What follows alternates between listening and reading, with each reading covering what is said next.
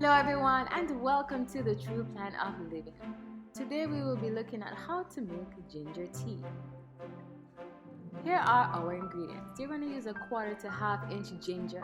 Use fresh ginger if possible, 2 cups of water, and a sweetener of choice. The first thing you're going to do, you're going to wash and scrub the ginger.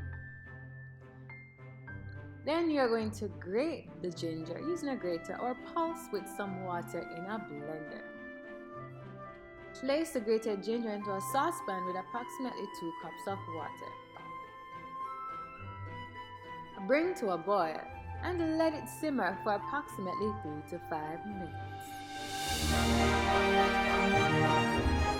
Strain with a mesh strainer or even a cheesecloth. Sweeten with a sweetener of choice and serve it hot or warm.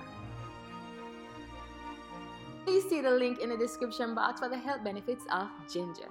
And thanks again for tuning in to the True Plan of Living. Please remember to follow us on Facebook, Instagram, Pinterest, TikTok. Thanks again for tuning in and see you next time on the True Plan.